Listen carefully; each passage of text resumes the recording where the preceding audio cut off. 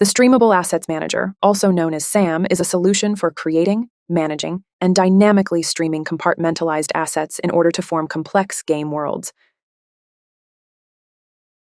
The basic idea is quite simple. Rather than loading the entirety of your game world all at once like you see here, you break the world down into streamable cells, each with their own assets. This allows you to remove the extra bits in order to create a game world that contains only the assets you need at any given time. While this primarily aids in reducing the amount of RAM your game uses, allowing you to target a wider range of hardware, the reduction of assets in the scene usually has a positive effect on the game's performance as well. Streamable cells can be unloaded and loaded manually via API calls, which offer a tremendous amount of flexibility. However, it is usually more typical to let S.A.M track transforms in order to automatically load and unload cells based on manually configured loading patterns. As this transform, which is usually your player, moves about the world is updated as needed. And of course, you are not restricted to tracking a single transform. Multiple transforms can be tracked to support split-screen co-op games or other custom features. When tracking transforms, the pattern of cells that is loaded around the transforms is under your complete control. You can use simple ring-based patterns or more complex custom shapes. You can even define unique patterns for each individual cell that the player might be standing in.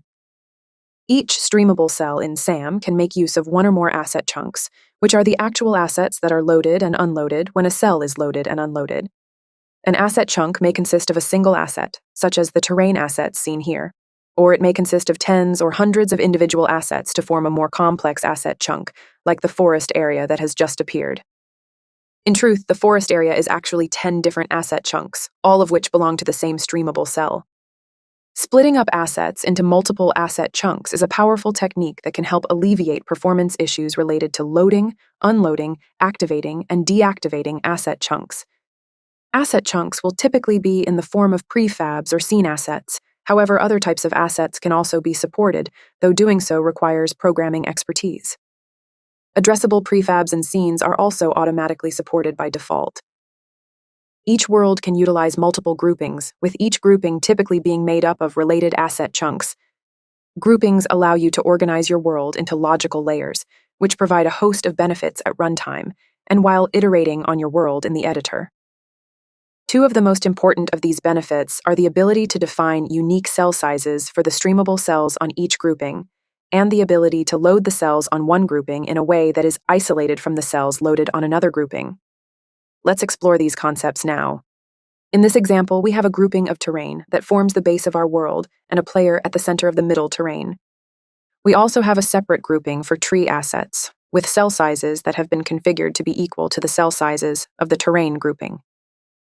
By placing the tree assets on a separate grouping, we can choose to load a smaller area of trees than terrain, which is advantageous since the tree assets are smaller in size.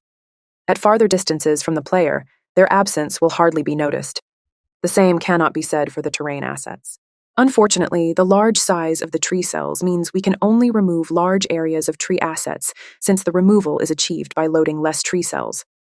Using smaller size cells, as we are doing with the vegetation assets being loaded in now, gives us more fine-tuned control over the area of assets that are loaded. This effectively allows us to reduce the load area in smaller increments. By combining multiple world groupings together, we can create a rich and complex world that is updated dynamically as the player changes location.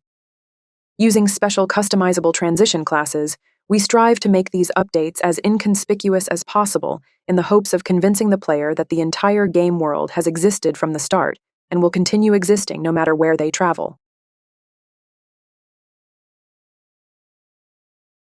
With this video, we hope you have a firmer grasp of what S.A.M is and what you can achieve with it.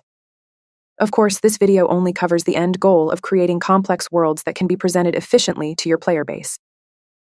We'll touch on some of S.A.M's other functionality in another video, such as the incredible World Designer tool that allows you to convert large, over-bloated scenes into streamable asset chunks, and then manage those chunks inside the Unity editor in an effortless way that makes iterating on your game worlds easier than ever.